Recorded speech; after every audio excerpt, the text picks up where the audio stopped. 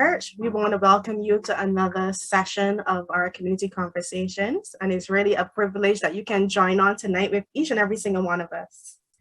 And as we started last week, we started 2 weeks in a row. The first week, we actually had COVID-19 through the eyes of the disabled. Then last week, we started our first session of COVID-19 through the eyes of the elderly. And tonight, we're going to have our part 2 of that session. And we have a lovely session all prepared for you tonight.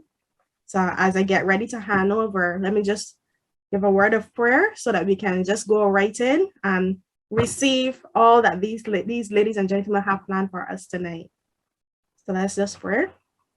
Heavenly Father, we just thank you for your blood, dear Lord. We thank you for your healing. We thank you for your power, dear Lord. We thank you for your keeping grace.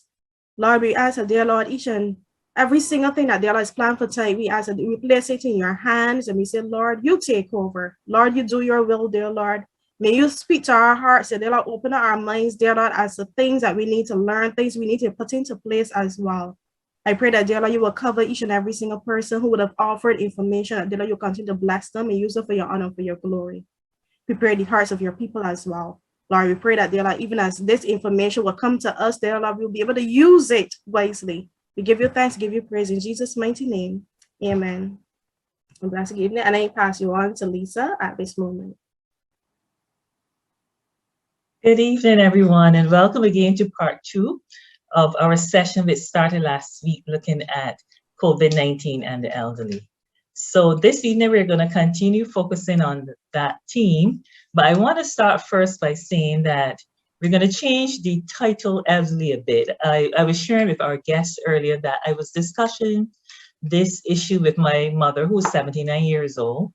And I said to her, you know, I'm doing this session again tonight. What theme or what direction should it take? She said to me, but I can't relate to you because as far as I'm concerned, I'm not elderly. So I also asked I have an in-law who lives in New York. She's 89, and she said to me, I don't consider myself as elderly.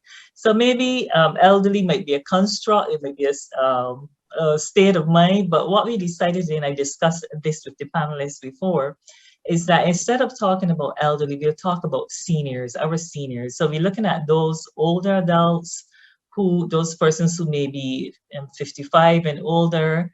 Some may be retired, some may be still working, but we're looking at who we consider seniors, those persons 55 and older. So we're not going to use the term elderly, recognizing that many people in that cohort do not consider themselves elderly.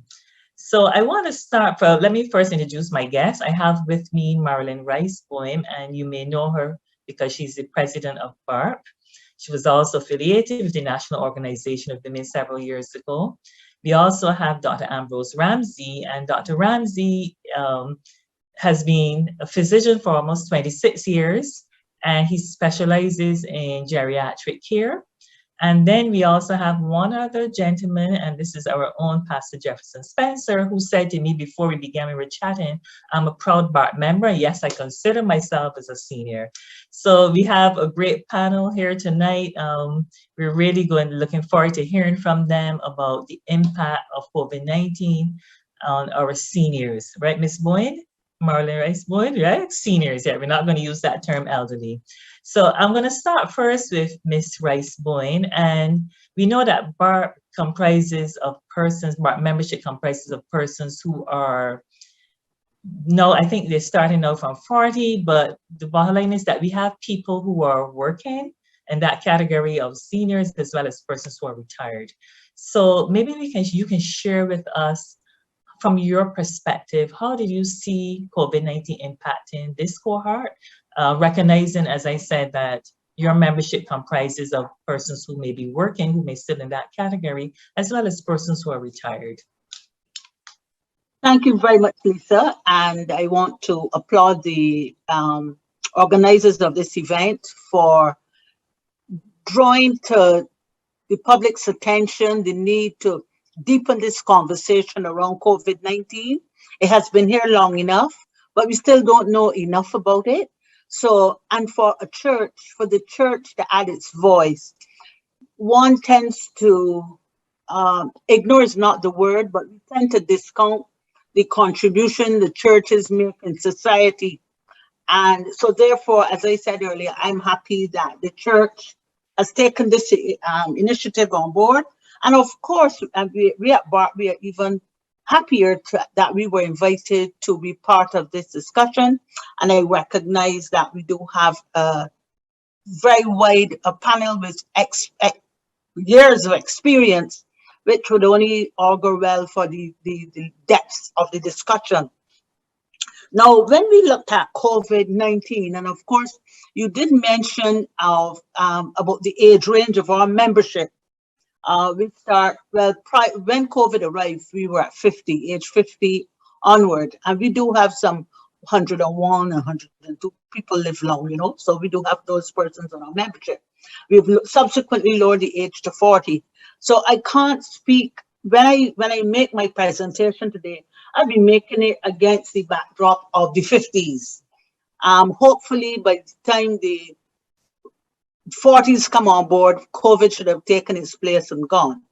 The impact of COVID on our members, it touched the members who were institutionalized, who were being given care at home.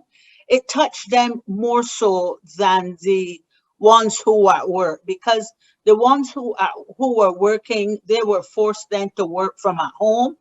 Regrettably, some of them lost their jobs, particularly those in the hotel sector and entertainment sector. But for our shut-ins, they felt a sense of abandonment. I could speak to it because we have at BART a committee called our Elder Affairs Committee. And that committee, they have been in operation for over 10 years. And the major responsibility of that committee is that they go into homes and hospitals and have different activities with the members to keep their brains, to assist with mental stimulation. And when these programs had to be curtailed, they experienced severe withdrawal symptoms because they're worried about their friends. They didn't refer to them as patients because they knew their birthdays, they knew how many children they have. They were friends. They had a very deep relationship, and around birthdays, they would celebrate with them and all of that.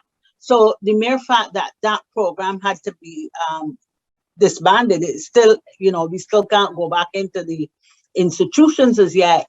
They knew that their friends missed them, and they too missed their friends. And what bothered them most of all was wondering if they made it through. Particularly when you heard people in the earlier days, when you heard people were dying quite a bit.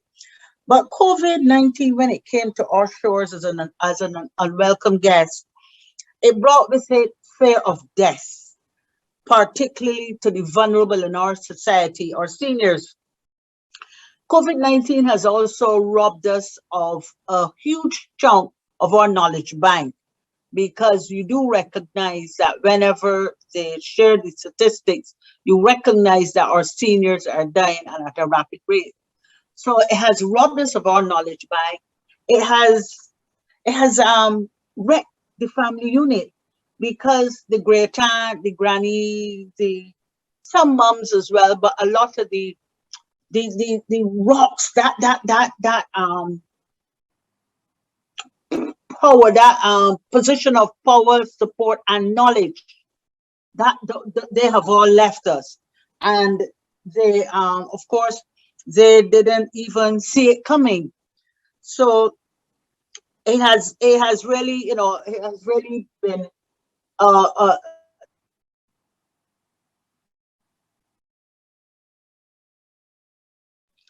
think we have lost Miss Rice Boyne, but she was talking about the impact that COVID has had on the BART membership. Miss Rice Boyne, are you back? yeah. We lost you for a little while. Yes, we can hear you. Yes. Oh, it's telling me that my internet connection is unstable. I've never had this before, but you know, in the days of technology, anything is possible. And anyhow, so I looked at, I don't even know where you lost me. However, again, you see that sense of loss where I lost communication. You too felt that sense of loss. So it's sort of timely to experience what happens when a connection is broken. When a connection is broken, and that is what COVID has done to our society, because particularly to our seniors felt a sense of abandonment, particularly when the churches closed their doors. Because and we have pastor here as well, through whatever situation we go through as a country, you could always run to the church. But when the church's doors were closed and the gates were padlocked, it seemed as if it was going to be the end of the world. And a lot of our seniors experienced that sense of abandonment, because if there's nothing else, you could always run to the church. But the churches had to be closed, in order to save us from ourselves. And there was a study recently done by a Kathleen Zook, who is a senior program manager at the Center for Healthy Aging in the US. And she revealed that the pandemic has exacerbated social isolation and loneliness, as well as other issues that older adults commonly face, including economic insecurity. And when we think about economic insecurity, if some person in the household, if their hours have been cut, if they have lost their jobs, it means that the face of the home has changed, and maybe some luxuries, or not necessarily even luxuries, some things that you might need, you had to forego. And of course, medication is free, so you always get that. But that once the economic picture changes, your whole lifestyle, everything changes. And again, we are thinking of in the case of a lockdown. And she goes on to say that difficulty of accessing healthcare services. Well, in the lockdown period, we would have experienced that. Dr. Ramsey, I guess you'll address that later. But in the lockdown, where persons couldn't go out, they would have experienced that. But subsequently, we've been able to come out and get our medical attention and all of that. But COVID-19 has really rocked the world of the seniors, and the impact has been felt more so in as I said earlier, in cases where those persons who are shut-ins, the persons who receive the occasional visit or the daily visit from family members, and more so than the working side of our membership, because the working side of our membership, it was just a case of their activities being curtailed. They too recognized and they understood that they could not go out as before, but they didn't feel that sense of abandonment. And then, of course, before I come, take a break to come back later, the other thing that our seniors experience, which is the fear of death. And when people were going out to work and you're coming back in, they felt as if it was a two-way street, because you didn't want to bring anything home to your loved ones, and at the same time the loved ones had this fear of you bringing something in as well. So it was a lot more precautions being taken, and of course less visits by the family, friends, and even the neighbors. The neighbors would talk to one another across the fence. And what I know had a very devastating impact on some of our seniors is when they started to lose their friends. We recognize that death will come, but when COVID started to rob us of our friends, it was as if we were in a line and you were just waiting to see if you were going to be next, particularly when you heard how easily the person contracted COVID. And in cases when we were told that this person didn't go anywhere, but COVID came into the household. So I'll take a break here, but because I have some more to say and as we proceed on this presentation this evening. And later on, I want to look at the positive sides of COVID. I want to share with you what we can do to fight this monster. And I want to also speak to the role of misinformation in a society and what it has done to our seniors, particularly with vaccine hesitancy. So I'll take a break here and give somebody else the opportunity to add to the discussion.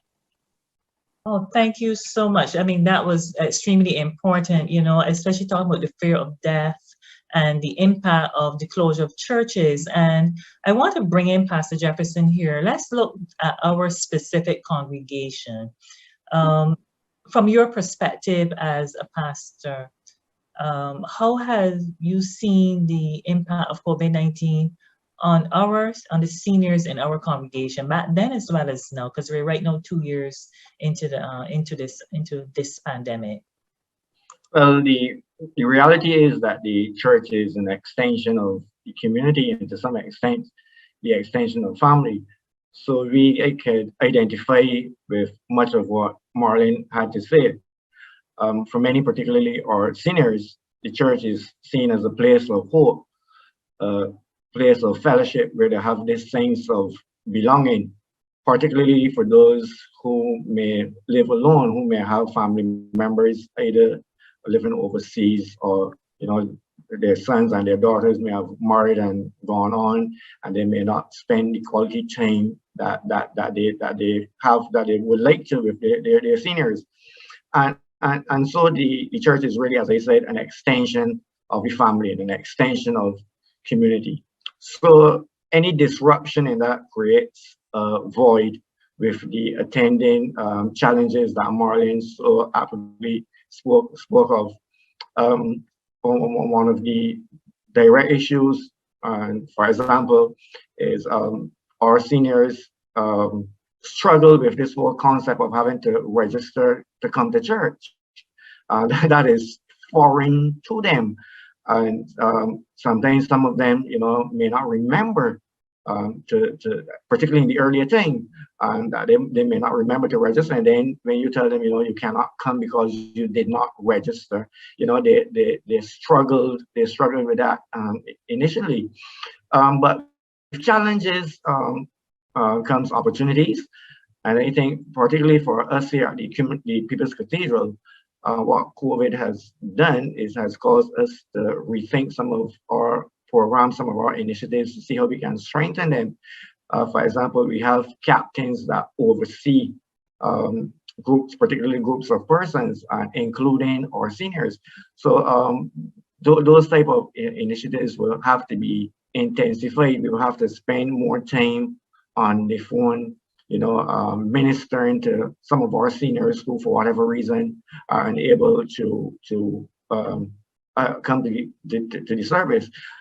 We speak of the generation gap between the seniors and the younger generation, and reservedly, I could say that it could be positive in the sense that if we can get the young persons to help the seniors to embrace the technology that is now so necessary, particularly for us at the People's Cathedral, where there is the absence of city radio, and many of our seniors depended upon city radio not only for service on Sundays, but through the week as an extension of church for enlightenment, for encouragement, for strengthening, as I said, that sense of belonging. But if we could get the young people now then to come and spend more quality time with their grannies and their aunts and uncles and so on, to help them to embrace the whole concept of the use of technology. I think this is the type of environment that we need to get back to, where it is not a case where the young ones are shut up in their rooms on their devices and the seniors are outside listening to the radio. we can spend now more quality time as family, and I think these are some of the opportunities that presents themselves. We still have the pastors being able to go and minister to some extent in terms of taking food packages on a monthly basis. It affords us the opportunity to spend some time, to at a distance, to speak to with them and to see how they're doing, and to hear their concerns and to pray with them and so on. We've been very hesitant and reluctant in terms of the whole aspect of communion and the emblems, and so we encourage them to have their own emblems, their bread and their juice at home, and we basically do the follow up. So I think yes, there are some challenges, but it has afforded the church the opportunity to be creative, to be innovative, and I think the church needs to be in the forefront of stemming some of the fallout from the COVID-19 initiatives such as these programs to speak to things such as depression and anxiety and so on. So we have to adopt a more holistic approach, not primarily just looking at the spiritual, but looking at all aspects of human development. Because this is a real practical issues that we're encountering. So I will come back later on and speak of some of the things that I think that church could get involved in going forward. Okay. So thank you very much again for giving that perspective from our church's point of view. So Dr. Ramsey, I know you've been quiet.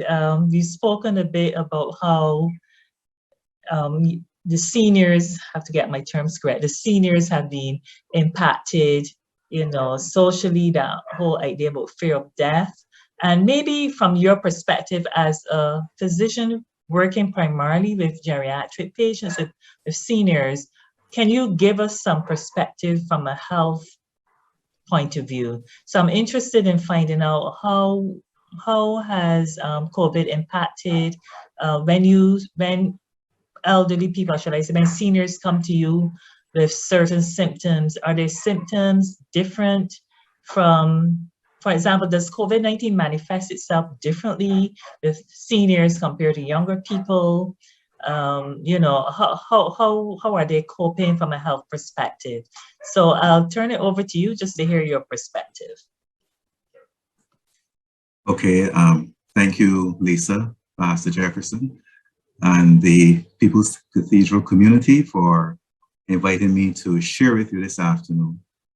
It is indeed a pleasure to, join and, try to help in coping with the challenges that, the seniors, which is the word that's often, you're not going to use the word seniors, right? So can I use older persons? Yes, you can use older persons. Okay. I'm trying to be, yes, older. Yes. Yeah, I like older adults. Older adults. Okay. Yes, anything. Yes. All right. So what I would like to do is share a presentation with you, and then I think it's very important that your audience asks questions, because I'm going to put things from a certain perspective, but every individual out there will have maybe a slightly different view of what I would have said, or they may have questions, within themselves as it relates to what is being done and why things are being done the way they're being done, and also why things are the way they are. So please feel free to ask questions at the end. So what I'm going to do now is share my screen. I have a brief presentation for you.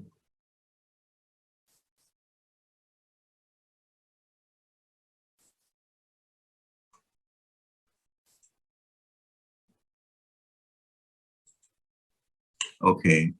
All right. So, so the presentation is on COVID-19 and the older person. And as I said, let's get started. I'll first look at these 4 main headings.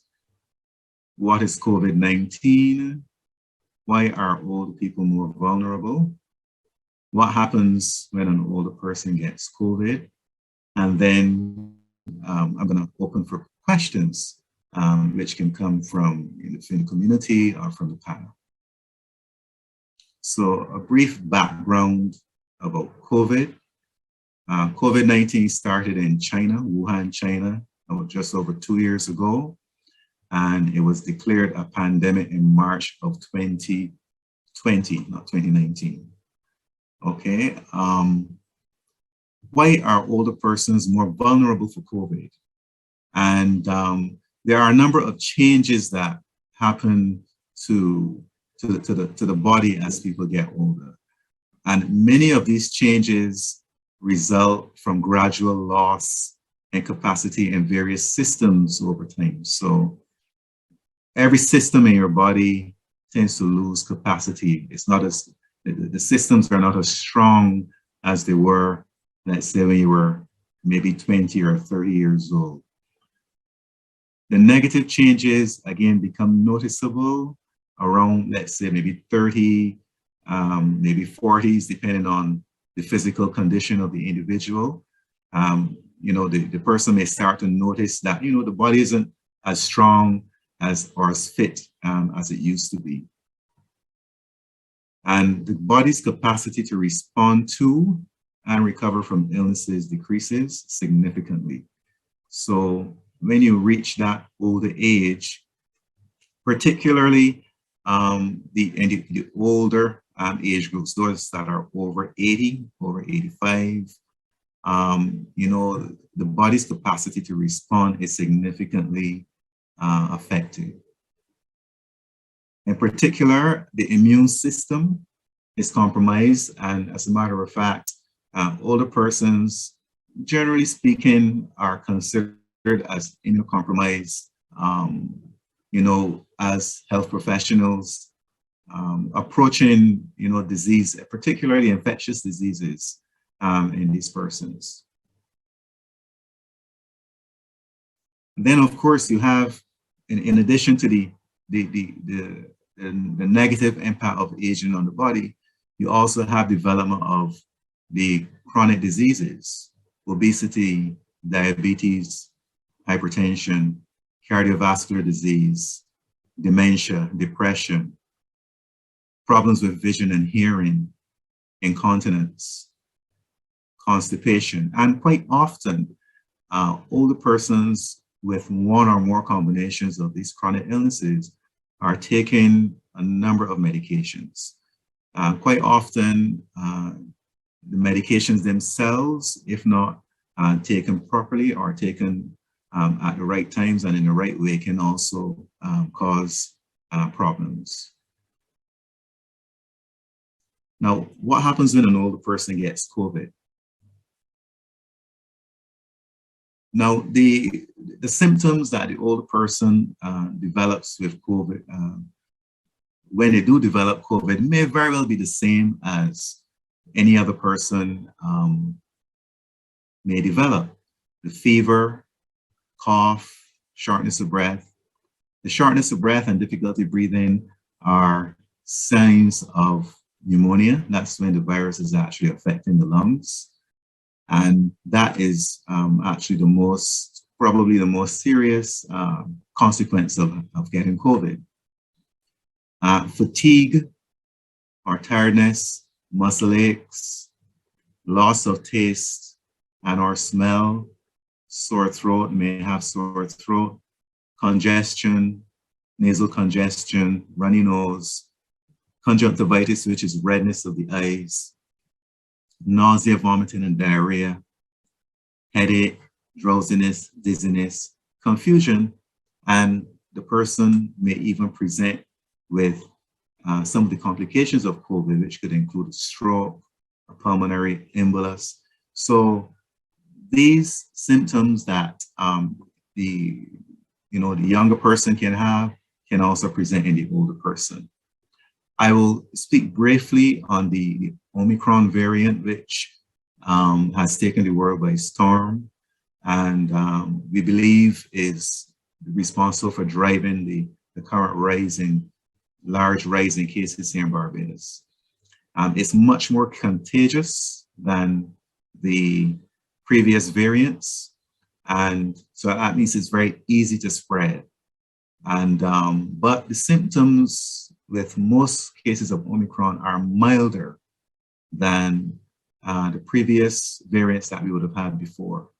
So mainly upper respiratory symptoms, the nasal stuffiness, the headache, and but the difficulty breathing and shortness of breath does not occur as often as in the other types of other variants of COVID. So there's less pneumonia, and as a result, even though we're having many more cases around the world and also in Barbados, the hospitalization rates or the number of persons who are requiring intensive medical care is not increased. So that's a good thing. Now, specifically now to the older person with COVID-19 symptoms, they may simply present with confusion, which is a change in the normal level of mental interaction. So the person may be simply drowsy or not as interactive as they had been the day before. And so even in the case of pneumonia, not only with COVID-19, but an older person who develops pneumonia, or a significant amount of older persons who develop pneumonia may not have fever, may not have cough or shortness of breath. They may just present with lethargy, confusion, lethargy. And if the suspicion isn't high enough, by the time that person seeks medical care, it may be too late. And maybe this is one of the factors that could be contributing to older persons presenting to the emergency department with, COVID that is, too far along to really make a difference. Right now, the majority of people who get COVID do recover, and these statistics would have been related around the time of the Delta variant. 2 to 5% of persons all together who contract COVID will die. So that's a relatively small proportion, small but significant, because nobody wants to lose a loved one. But relatively speaking, the mortality rate is relatively low. The death rates, however, are higher, among older persons for reasons that I would have mentioned earlier. And hence, one needs to be really vigilant in identifying changes early and seeking healthcare or advice early.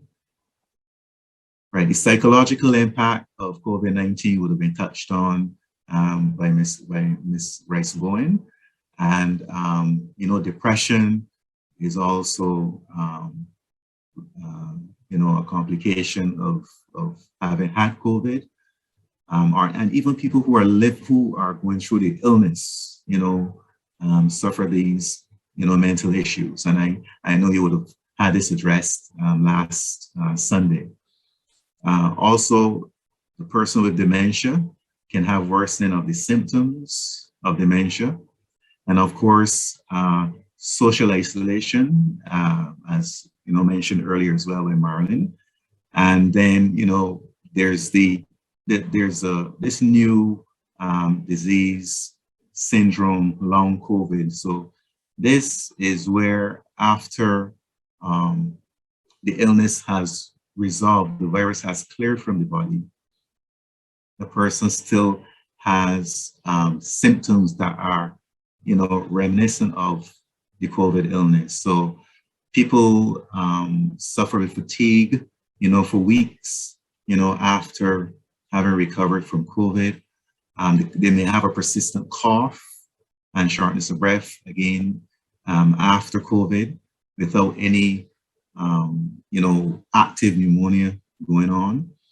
You would have heard talk of brain fog, which, some persons complain about. And this basically refers to, deficits in cognition. So the thinking, the ability of the individual to think clearly and to think quickly is impaired. People develop mood and anxiety disorders. People develop psychosis during the COVID illness. And of course, you can also have linked to the mood disorders and psychosis, suicidal behavior. Now, we're going to look briefly at COVID here in Barbados. The statistics that you will hear every day. We are, still in a obvious stage of community spread of the variant of COVID in general. Omicron variant, we believe, is driving the large increase in numbers that we're seeing over the last week or so, last week or two. And, you wonder what's coming next, that the fear that there could be something worse coming, it adds to the uncertainty around the world as it relates to when or can we ever get back to, normal and what we used to do before.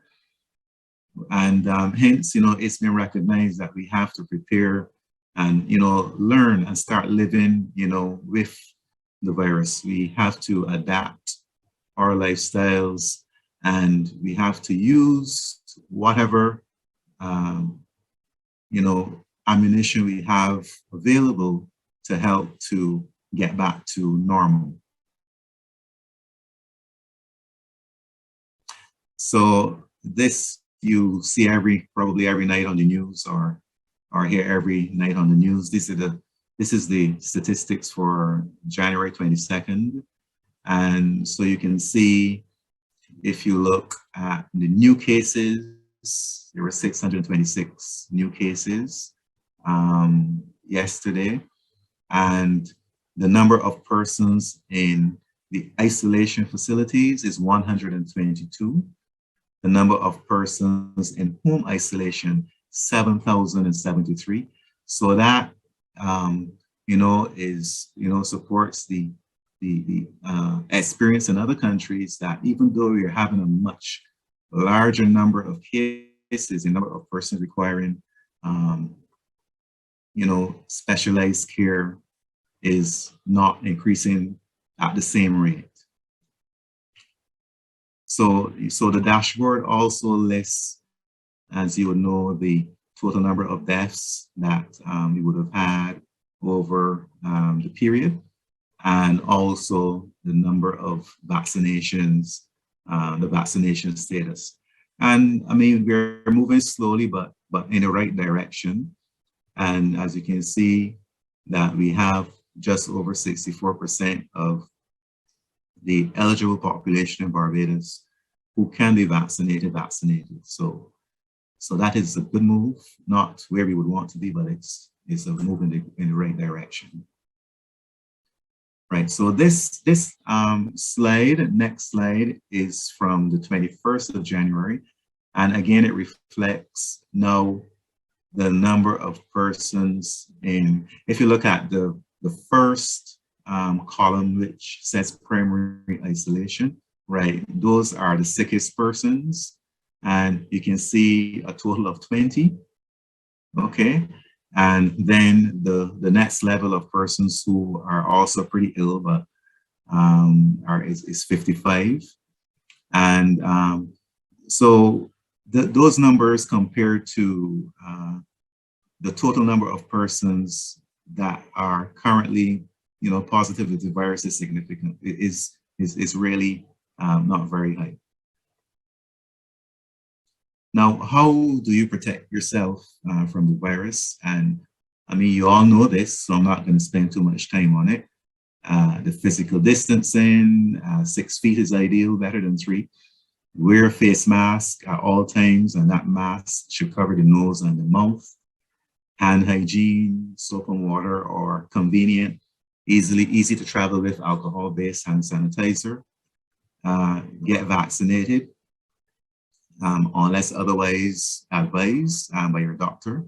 But most persons can be vaccinated. And of course, follow the government protocols and as they change. Now, a little bit more about face masks, because this has been quite topical recently. And there are the different types of face masks. Generally speaking, you have the disposable medical masks, and these would include the surgical masks, those mostly blue now, various colors masks that rectangular in shape, that that you can fit across. You can attach to your ears to cover your nose and mouth. Then you have the KN95 masks, which are more expensive. They kind of have a cone shape, and the N95 masks are the ones that are mostly used by health professionals, and they tend to be fitted specifically for that health professional. And the N95s are used in, of course, dealing with people who are sick with COVID or may have COVID. And then you have the homemade reusable cloth masks, which are also effective, but not as effective as the medical masks.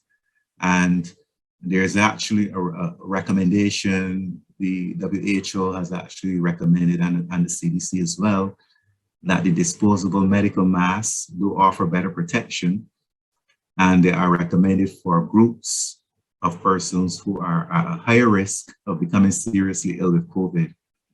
And that group, those groups would include persons with chronic disease, cardiovascular disease, cancer, obesity, immunocompromised persons, and people with diabetes. And not an exhaustive list, but those would be the main ones that it would be recommended that they should use. They get better protection from the medical masks. And in which case I would recommend the surgical mask or the KN95 mask. Then vaccination is your next, shield to help protect you from, getting, or if you do get the virus, reducing the severity of the infection and also reducing the risk of death. So vaccines have worked, and they continue to help in reducing the impact of the disease on the body. I would have underlined the 4 vaccines that are available in Barbados, but of course there are another 5 that have been approved by the World Health Organization for use in vaccination against COVID. The medical and public health interventions, general public health interventions, are also important. This is where you would quarantine persons who have been exposed. I'm sorry, let me start again. You have the public health interventions would include quarantine and isolation. And the difference between the two is that quarantine applies to persons who have been exposed but have not yet been identified as infected. And isolation refers to persons who are infected. And in both cases, quarantine and isolation, they may be at home or at a government facility, depending on the situation. Right, treatment is, for the illness, is mainly supportive. So what is done is that the person's symptoms are supported, because viruses, it's a virus infection. And in most cases, in treating viruses, we support the person's body while the body fights, the virus. So in severe cases where the oxygen levels in the body are low, then oxygen therapy is given. And in that situation, steroids are also used, because they've been shown to help the person to survive, help the survival from the illness. And then, of course, you have different types of ways of helping people to breathe who have difficulty breathing, which would include non-invasive ventilation and invasive ventilation. Invasive ventilation is where, people have the tube placed, through the mouth into the airway, and a machine breathes for them. Okay, so, what I will do here is maybe as it relates to caregiver issues, caregivers, especially looking after, let's say, an older person who has to be shielded now from the virus, given the protocols, etc. Of course, becoming a caregiver has the effect of adding duties, chores and duties to that individual, already existing chores and duties. So, the shopping, the bill payments, etc., attending clinic visits with the individuals to make sure that they stay safe, maybe driving them to the clinic instead of having them take the bus. When I say clinic means whether it's a public clinic or a private clinic. These add, to the caregiver stresses that have been associated with the pandemic. And of course, stress not managed properly can result in burnout. Right. As it relates to protecting those who are shut in,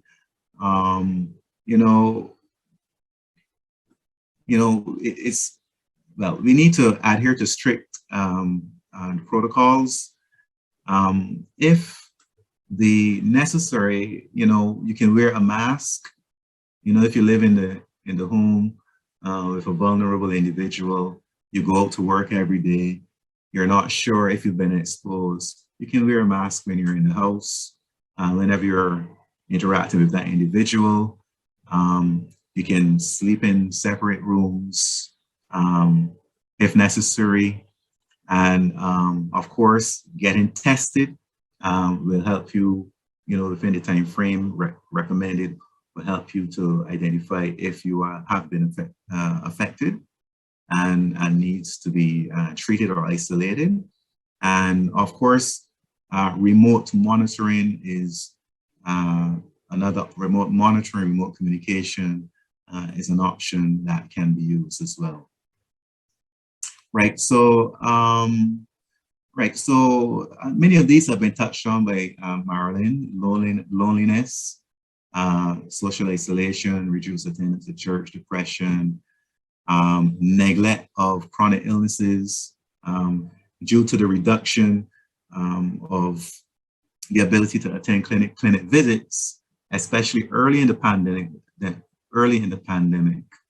Last year, in the early parts, middle parts of last year, many of the clinics, the government clinics, etc., would have been not scheduling visits, and but the patients would get their prescription refilled. So that is not the ideal, and hence, it's well known, not only in Barbados, that chronic disease management has, taken a negative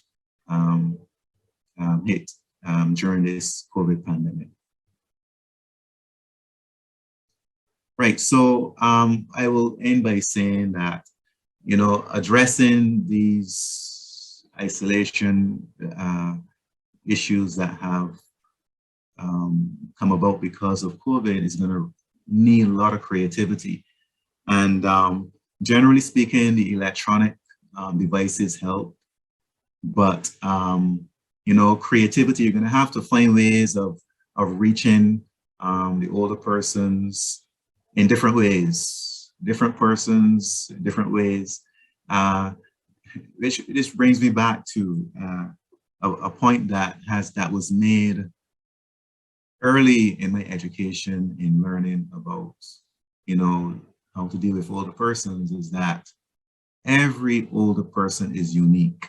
It's going to be very difficult to apply across the board any one measure that will, you know, have a significant, you know, impact or affect on many persons. So it's going to be difficult, but it can be done.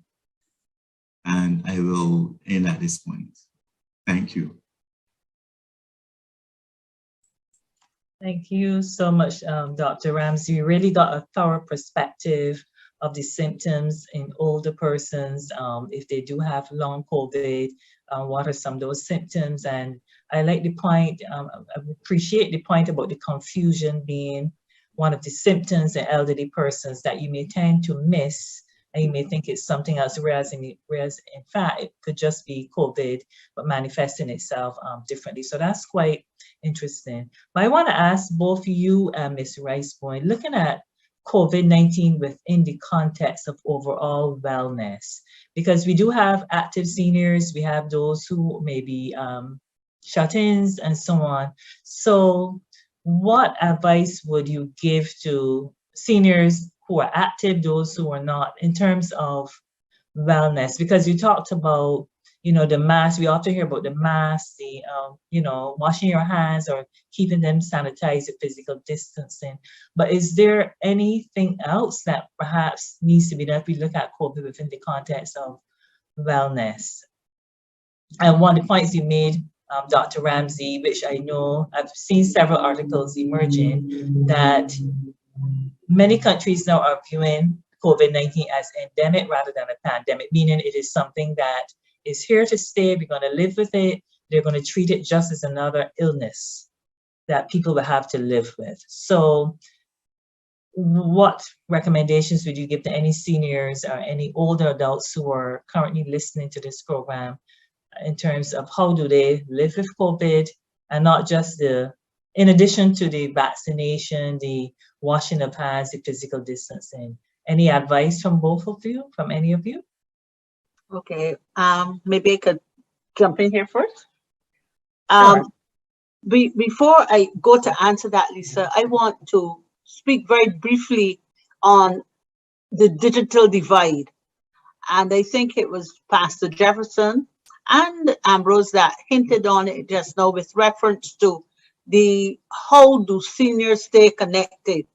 And the International Day for Older Persons was celebrated October last year, and the theme was bridging the digital divide gap. And what we have done at BART is that we have held 2 or 3 Zoom workshops, and we'll have some again this year as well. So we need to share with you when we're going to host those workshops, because it gives our seniors were so initially, there was this fear and they don't want to press this, they don't want to get cut off. But once they got into the hook of it, man, they were so excited, and now they're communicating with each other via Zoom. So what we need to do is to bridge the digital divide by presenting Zoom workshops on how to use Zoom. And once they get comfortable enough, not only will they attend church via Zoom, but equally as important, they'll stay in connection with their families and each other. So they will use less of the telephone and more Zoom. And so we want to encourage them to use Zoom with a view to get into a place where they'll get accustomed to paying their bills, because we must embrace technology. Technology is here to stay. So we need to embrace technology. And at BART, we use every opportunity to prepare our seniors for the world of technology. So as I said earlier, when next we host a Zoom workshop, I'll ensure that we contact the church so the church can send, you can encourage your members to come and join via Zoom so they can be more enlightened. As it relates to wellness, I think Dr. Ambrose is sufficiently licensed to address that, but I'll speak to it from the perspective of a senior. And we need to continue our physical activity. And if it is walking, if it is going into the gym, because the gyms do have schedules and you have to adhere to the schedules. And gardening, we need to keep our exercise routine up. And, some people fear going outside, or I think some of the fear might be disappearing, but what's important is to keep that body moving. That's important, to keep that body moving. So if it's walking you want to do, go and take your walks. What I do when I walk, and I walk alone, but if somebody's approaching me, I mask up and keep going. If it's swimming you like to do, there's some persons, I know I have some members of BARP who are in their 80s and they swim every morning. Whatever exercise you enjoy, because it has to be something you enjoy as well. Huh? It's not like a prescription where you just take the medicine, like something like what people say, but please, don't taste good, but it works. But it has to be something that you enjoy so that you could keep that, for lack of a better expression, that youthful look, keep that glow, and keep you sharp mentally as well. Because Doc, I know you could probably speak to that, but if you feel good, and if you look good and you feel good, you will be all right. But as you start to feel downtrodden and nothing is working and this and that, you go into a state of depression. I think you listed depression just now as one of the items when you were speaking about COVID, but I'll stop here and allow Doc to broaden the subject on wellness. Yes, thank you, Marlene. You did very well, actually, and you did mention a lot of things that I that I also recommend. I encourage, older persons to continue to get out there and exercise, but of course, be mindful of the protocols. You can still walk. Outdoors. The outdoors is, being in the outdoors significantly reduces the risk of transmission. So if you're out in the outdoors walking, you maintain your distance. I do see people walking and they're not maintaining their distance, so there's some risk there. It's safe. Swimming, again, very good form of exercise. Now, also this is where the church, spirituality is very important to most older persons in Barbados, and so that's where you need to, I think, use your creativity in reaching out to them, and helping to keep them involved with church activities, prayers. If whether you do it by, of course, if you're going to do it by Zoom or use of the technology, many of them will need assistance by, someone will need to assist them in getting it right. My mother is elderly. Fortunately, my sister lives with her, so she's been able to assist her in attending her church meetings, which come via Zoom, some of which come via Zoom. And it's not the same, but she's okay with that. All right. So yes, the establishing the captains to make sure you don't leave anyone out, when you reach out to the groups, is a good thing. Even if a phone call is still good, Marlene, a phone call is a lot easier to use and it may be, still quite familiar and easy with using the telephone. So, if you can't get it done via Zoom where you can actually see and interact with the individual, the telephone, can be, very effective as well. And and that would have a positive impact on the, the psychological impact of, being, shut in. So, so exercise, now vaccination, again, helps, because if you're vaccinated, if you do get exposed to the virus, it reduces your risk of becoming very ill or even dying. So, when you're out there walking, doing your exercise, you're swimming, whatever, you go to the gym, and you're vaccinated and you're exposed, chances are, you won't suffer negatively from that. So I would say those are, the main things that I would mention as it relates to, let's say, the active elderly. For those that are not as active, the shut-ins, etc., some of the same would apply. Exercises can be done in the home. Again, YouTube, we've got these, this would employ the use of technology, but on YouTube, you can find exercises for the elderly, varying types. You can do chair exercises for those who aren't able to maybe walk. So there really is something for everyone to tide us through this period until, we can get back to more of a normal kind of activity. It said we will never return to the old normal. We're going to have to get used to living in a new normal. But, in our efforts to,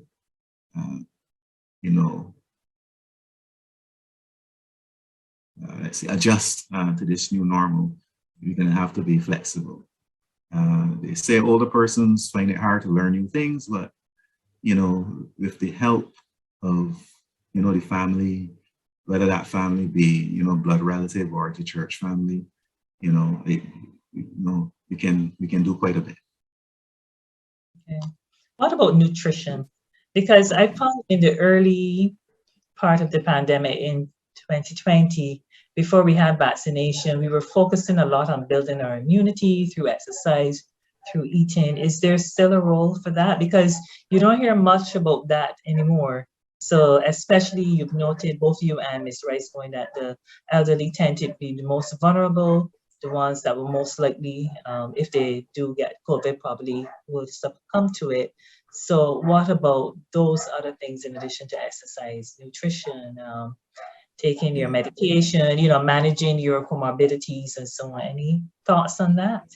Yes, I did not mention nutrition, but nutrition is very important. We don't say much about nutrition. I guess it's taken for granted, but nutrition is key. And even before the pandemic, many older persons really don't eat a healthy diet, a balanced, healthy diet. And that has a negative impact and can have a negative impact. Let's say if that person should be exposed to COVID. So it's very important that, the older persons, get there. I'm not a nutritionist, and I probably won't, put this in a very simple, digestible manner, but, protein is important, and protein doesn't have to be meat. I know quite a lot of older persons seem to go off the taste for meat as they get older, but you can get protein from peas and beans, so there are other sources of protein that can be used if meat is not preferred. And when I say meat, I mean the various types, including fish.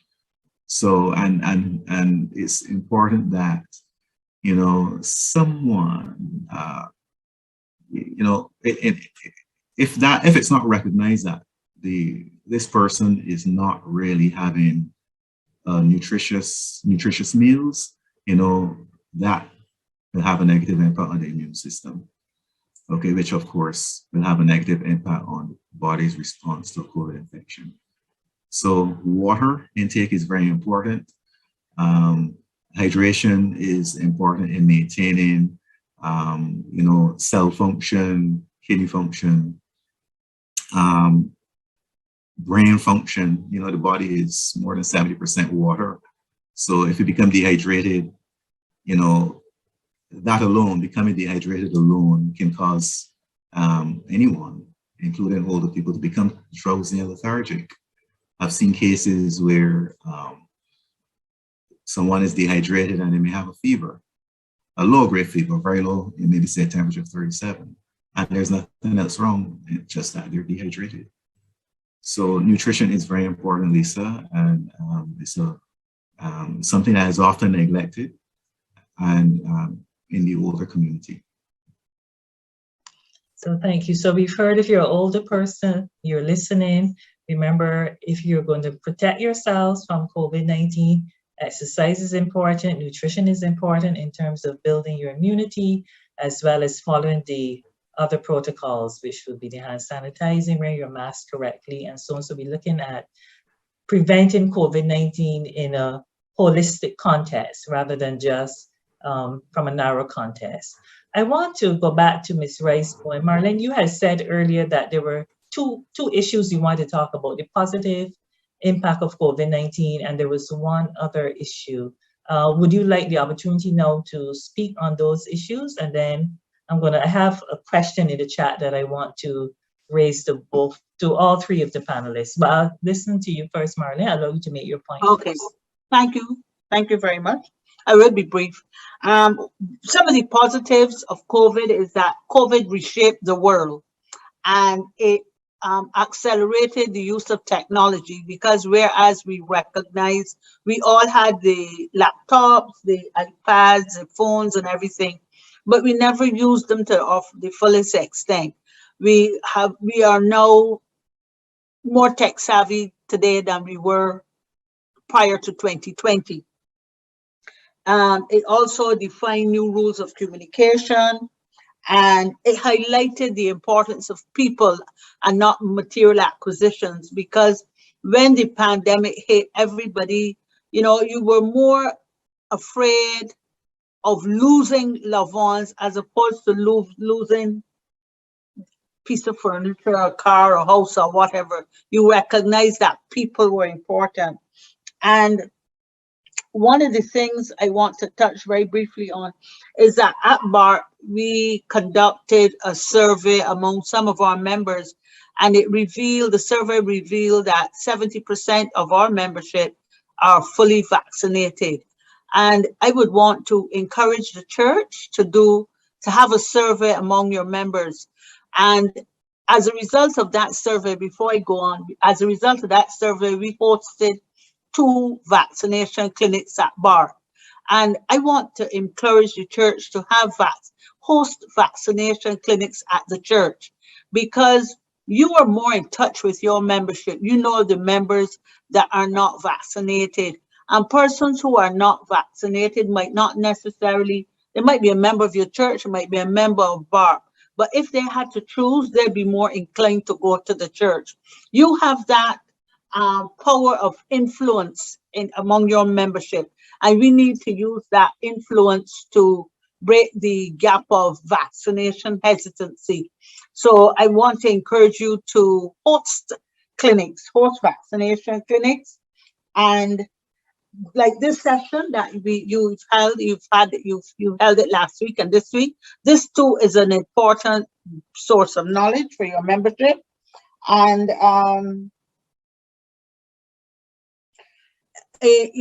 in conclusion, I want to again applaud the church for its work.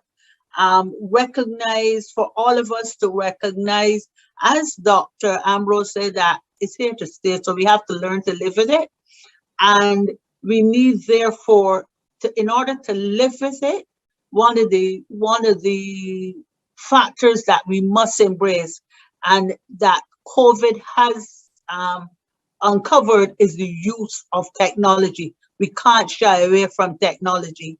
At BART, we also have a wellness program where we have a team that would do wellness checks among our membership. They just do intermittent wellness checks among our membership to stay in touch.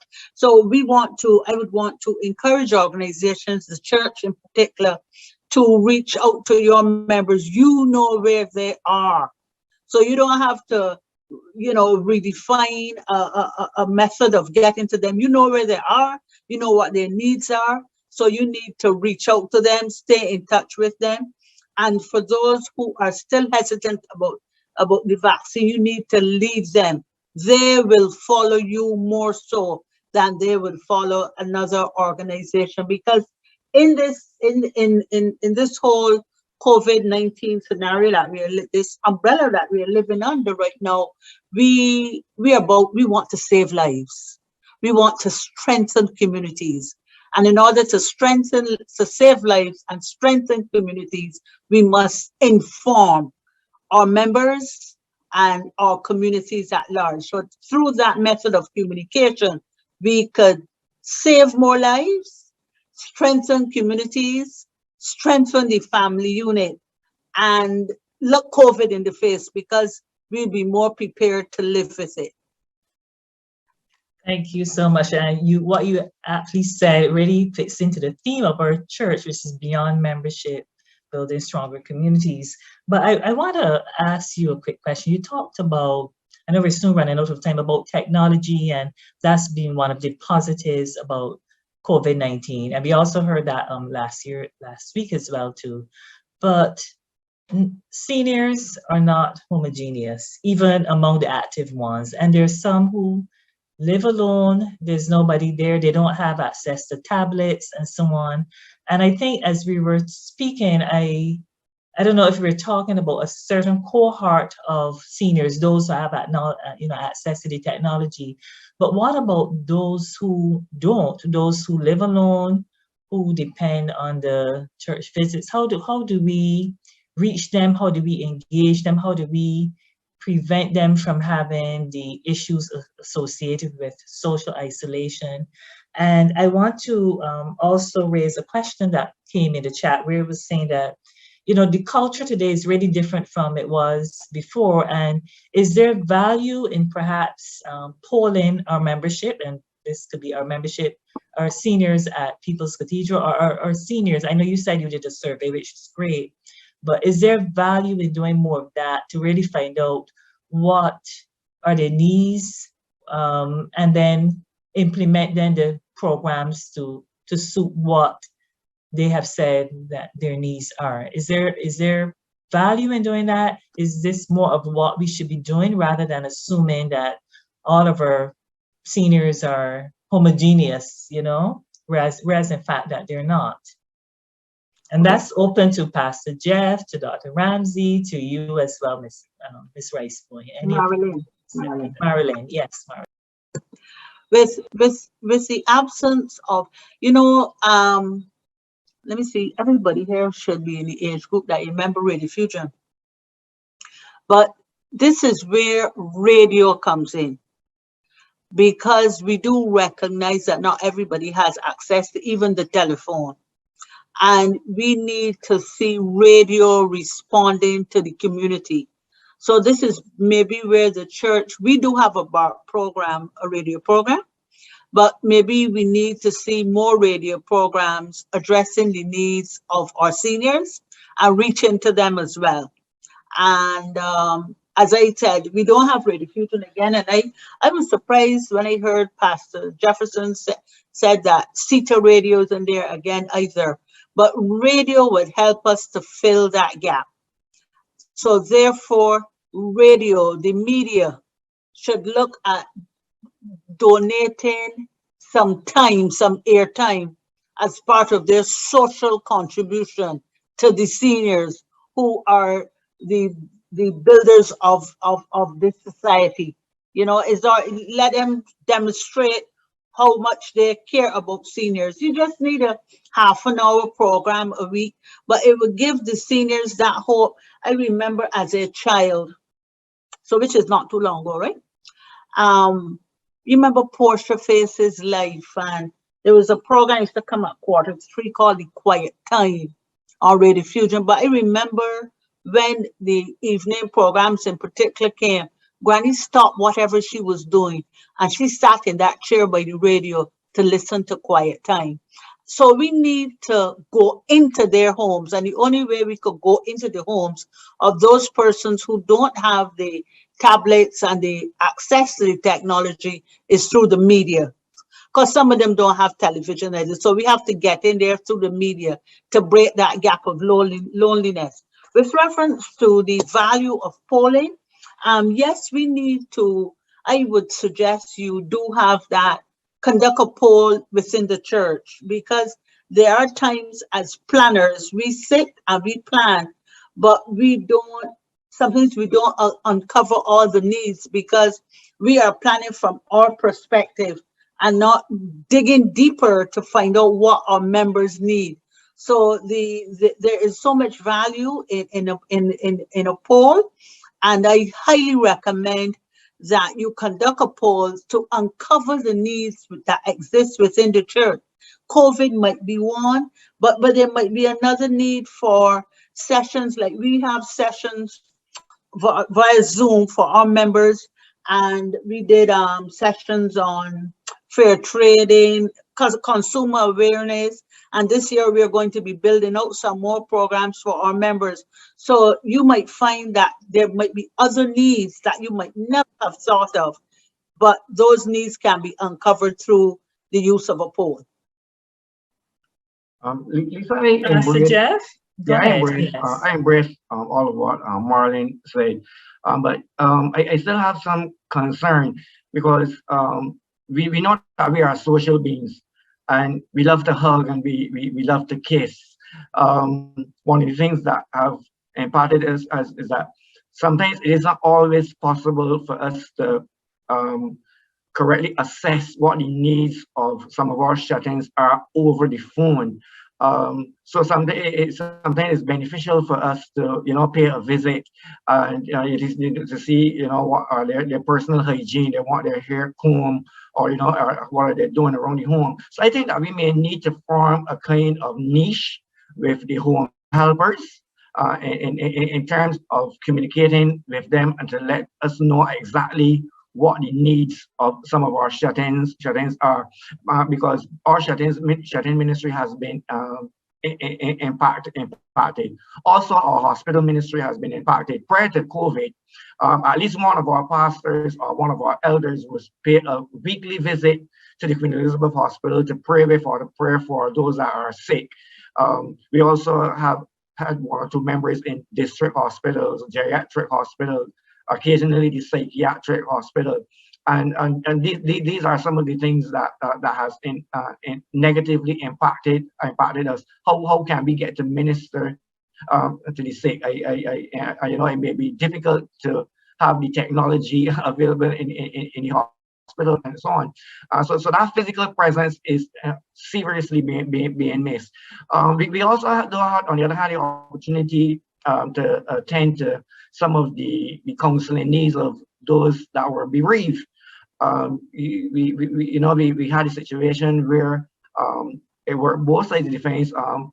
Persons probably lost loved ones, seniors lost, a grandchild or son or daughter, and they were not able to say that final goodbye. Some of them went to her at some point and they never returned.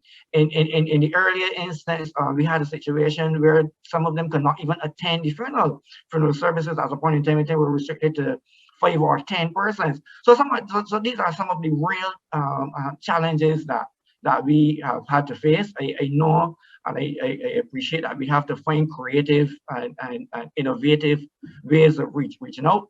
But I think, as Marlene said, programs such as these, forming niches with the welfare department and so on, we accept the challenges that come from this program and the other programs for us to have, for example, support groups for various aspects of the senior population.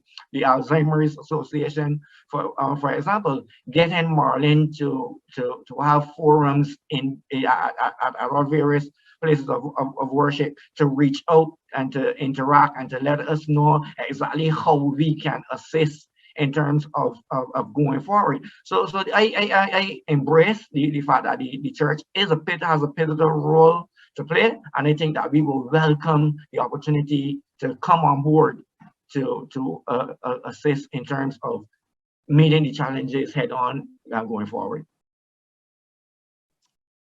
Thank you very much. Dr. Ramsey, do you want to weigh in on this, or has everything been said? Yeah, just a few brief. Yes, I agree with you, Lisa. You would have indicated that this is not a homogeneous group, and you do have to identify some specific needs if you really want to meet the needs of your congregation. You can always come up with an idea, put it to the COVID unit as it relates to maybe how you could go. You may be able to go to the home. Maybe you don't have to do not go into the house. I would not recommend you going into the individual's house, but maybe through the window or maybe from the veranda, you can talk to them, you can pray with them, and I think seeing, especially those that live alone, that Lisa would have mentioned, the lonely shut-ins that may not have any close relatives, that would have a significant positive impact on their sense of well-being. So it's something that I'm sure could be looked at the district hospitals. Even though we've been trying to avoid persons coming in to the facility, especially now with Omicron, there are situations where we would have allowed persons in special situations to see their relatives. Of course, they couldn't, touch and hold and hug and kiss and those things, which also are very important, but just seeing them, made a difference. Seeing the individual from a distance, a safe distance, 6 feet, I think would be considered safe. Both persons wear masks. If it's a situation where you have to go in to assist, maybe a shut-in with personal care or maybe tidying the house, you can look at what the National Assistance Board, what protocols they're using for the home helpers. And then again, with the appropriate personal protective equipment, maybe a gown, the mask worn appropriately. You should be wearing a mask at all costs, but in addition, let's say maybe a gown, head cover, shoe cover, you may be able to go in and offer, some assistance, maybe on an intermittent basis. So, where there's a need that needs to be filled, you have to find a way. Shut-ins, especially those that live alone, are at a, high or increased risk for self-neglect, not really taking the care really necessary for caring for themselves. And if they're depressed, if they're lonely, that risk increases even more. So, we really need to do more, to try to assist, especially now that we're going to have to live. This COVID isn't necessarily going to go in another year. Okay, that's my contribution. Thank you so much. So we've had a very interesting evening. Again, I feel as though we've scratched the surface. This topic is so vast, but a couple of things I think takeaway points could be that we've recognized that COVID-19 has impacted elderly, seniors as the active ones, as well as those who are shut in. We've looked at it from a health perspective, from a social perspective. Ms. Rice-Bowen and Marilyn would have spoken even about economic perspective and how when the whole family income has changes, that also changes lifestyle sometimes for our seniors as well. I think some of the takeaway points from you, Dr. Ramsey, was that if you're at home, you're living with someone who is a senior, the importance of taking the precautions because you don't know what you might be bringing in. And this links also to what Ms. Rice was saying, Marley was saying about recognizing that they also have a fear too of contracting COVID and about dying. So it's important that both everybody living in the house recognize this is a situation that we always have to be taking precautions. And in terms of wellness, we would have spoken about the importance of exercise and maintaining those routines, whether it be walking, whether it be swimming. And then you spoke about, Dr. Ramsey, about the importance of nutrition, especially protein, the importance of building your immune system if we're going to live with COVID-19 but still maintain good health. And then we would have spoken about shut-in. So overall, I think we had a great discussion. Pastor Jeff has reminded me that the People's Cathedral Church, as part of their ministry, would also have donated tablets to the geriatric hospital, because we spoke about that digital divide and the importance of making certain that our seniors embrace the technology as they try to reduce their exposure to COVID-19 and keep themselves safe, but still stay connected. So are there any final parting thoughts before I hand over to Nikisha? And Marlene, before you make your parting thoughts, I also want you to give us the number for BARP as well, to contact information. So I'll hand it over to the three of you, starting with Marlene. Any final words? And Dr. Ambrose Ramsey, and then Pastor Jeff. And then we hand it over to Nikisha. So Marlene, any final words before we sign off? Certainly. First, BARP's telephone number is 538-2277, or you can email us at info@barp.com. That's info@barp.com, and 538-2277. In parting, I want to reinforce the message that we are indeed in this together. We recognize, as Dr. Ramsey stated, that COVID is going to be around for a while, so we therefore need to learn to make all the adjustments necessary to live with it. We also need to reinforce the adherence to the protocols, because those adherence to the protocols will save our lives. We also have to recognize that we can't let our guard down, because on occasion people do let their guards down. We have to also, as we look at the adherence to the protocol, I find it so difficult to understand that I don't communicate with people who take their mask off to speak to me. You can have a conversation through the mask. It is nothing more annoying. I just tell you, look, not no. You know when you gotta move it to tell me good morning? No, not no, don't worry with it. And in order to protect ourselves, we have to at times take some harsh decisions. If somebody wants to have a conversation with you and their mask below the nose, that conversation could be via the telephone. That's really not an in-person conversation. However, I want to, as I said, we are all in this together. We are not going to abandon anybody. And whatever knowledge we have, we will continue to share.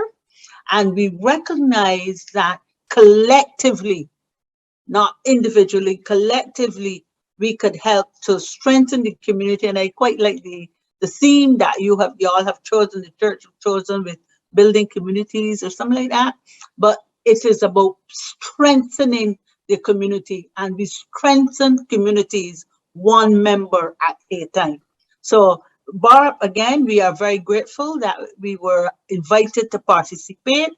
And I want to assure you that whenever an invitation is extended, not only to speak, but an invitation to work in the background, because we like background work too. Anytime an invitation is extended to us to work in the background on a project with you or whatever, we are here to assist. And I want to thank you all very much. Dr. Ramsey? Okay, I'll be very brief, just to say that, COVID-19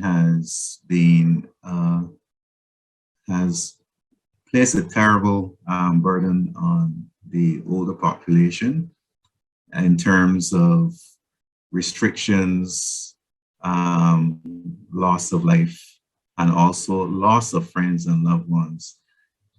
However, we have to adjust to this new norm. And so, just follow the protocols as it relates to your, let's say, various groups of elderly. If you're able to still get out and exercise, do so, socialize, safely.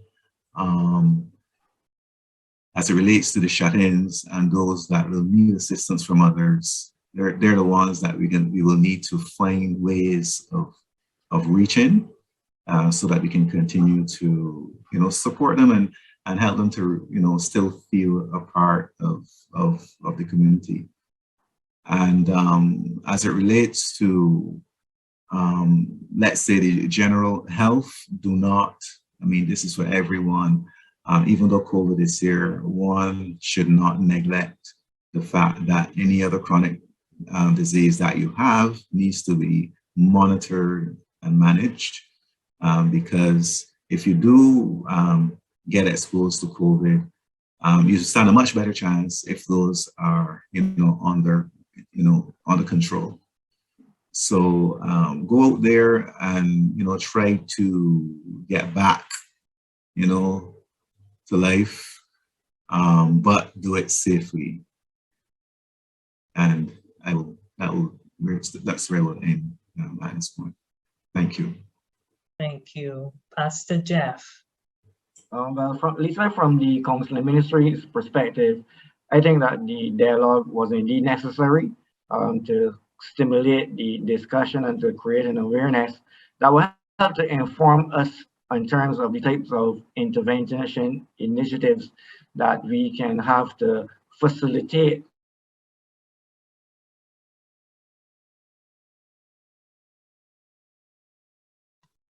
I think we have lost Pastor Jeff. I think we need to address. I certainly accept the challenges that were thrown out to the church as a pastor and the one who's responsible for the counseling ministry. Remember last week we had the challenge to establish support group for the Alzheimer's Association. Now Marlon has given us another challenge this evening. So I think the church recognizes the importance of it as an entity in the community to be in the forefront. And we look forward to forming niches with our various partners as we go forward in terms of meeting the total developmental needs of our constituents. And I would like to take this opportunity to thank both Marlon and Dr. Ambrose. And we had Dr. Ermi Bell last week and Mrs. Britton. We had our senior pastor, Reverend Joel Callender. On the weekend front, we had Nikisha and those from the differently able community. So these sessions have been very informative, and we are taking note, Lisa. We are taking note. So thank you. So like Pastor Jefferson, I also want to really thank the panelists for being here. This has really been extremely informative. I think to everyone who's been listening is very informative. And I want to turn it over now at this point to Nikisha.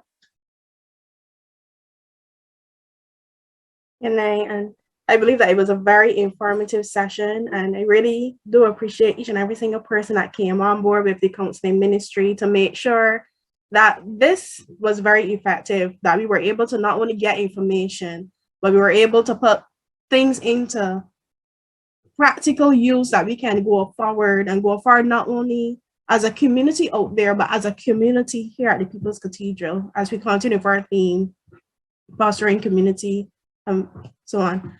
And just before we get ready to close, just one very important notice. So beginning this week, Wednesday, we will be starting our Dwell Conference for our second year here at People's Cathedral. And this time, the theme is actually There Is More. And we open the conference on Wednesday with a panel discussion entitled The State of Affairs. And this will be moderated by our very own Lauren Merdeni and 3 other speakers from across the Caribbean, Reverend Dr. David Rowe from Barbados, Apostle Alicia Liverpool from St. Martin, and Pastor David Charles from Trinidad. Then on Thursday, we will have in our miracle service Reverend Dr. David Rowe, and he will be ministering under the theme Miracles Manifest in His Presence. On Friday night, we will have a special youth emphasis session entitled David's Chronicles, Your Life and Your Gift. And this will feature former Youth Synergy worship leaders. Then Saturday, it will be an intensive instructions workshop from 9 in the morning until 4 in the evening. We will be having various sessions for our worship leaders, musicians, creatives, etc. And it's completely free, but you must register, and you can source the link to register online by contacting Minister Russell. And for any more information on these sessions, you can contact the Worship Arts Department. Then we follow up on Sunday as we get ready to close. However, in the morning, we will have Laurie Medeni again, and he'll be bringing the word under the conference theme, There is More. And you really do not want to miss it. And then as we close and we wrap up this whole conference, in the evening, we will have our night of an encounter. And this will be our special worship night. However, this year, we will be having a live recording for our TPC Worships Debut album of all of our original worship songs. And you really do not want to miss it. If you're going to be there, we encourage you to register our church, or you can WhatsApp 429-2145. You can also call that number, 429-2145, and you can register. If you're coming to that night, that live recording is not going to be streamed next Sunday evening. Your color is white. You have to wear all white. So I want to encourage you, just join it with us, pray for these sessions that, God would really have his way in each and every single thing that we have to do. And just get involved in wherever you can. And as we continue to build on our theme, build as a church, remember that we are going beyond membership and we are fostering community. And I want to thank Pastor Jefferson, as he would have encouraged us, to bring these topics to make sure that these came out, so that our community here at People's Cathedral and our community who usually joins in on our online platforms, that they can realize that, there were others who were impacted during this season and what we can do and what we can put in place. So as we close, I want to thank each and every single one of the panelists. I want to thank Lisa as well for moderating tonight. Y'all did an excellent job. I know we received a good set of information so that we can use for our good. So let us just pray. So Heavenly Father, we thank you for tonight. We thank you for the information that these panelists would have brought to us. We ask that, dear Lord, you will continue to impart back into each and every single one of them. Take them back to their various organizations and their various places of work and worship, dear Lord, in peace and in safety. Lord, I ask that, dear Lord, for we here at the People's Cathedral, that, dear Lord, we will put this information to great use. May we not fall down on our holding the baton, but may we carry it well. Lord, we ask that, dear Lord, for tonight, you will cover each and every single one of your congregation members. Cover us, dear Lord, even as we will go to bed, dear Lord, go to work, or whatever we have to do. Protect us throughout this season. May we consider the others who are in our community. Bless us and use us for your honor, for your glory. Cover this whole workshop, this conference that will be coming during this week, dear Lord. Anoint us, anoint the leaders, anoint each and every single participant who will participate as well, who will be delivering as well. Give right back into them, give you thanks, give you praise in the mighty name of Jesus. Give you praise. Amen. Have a blessed night, church.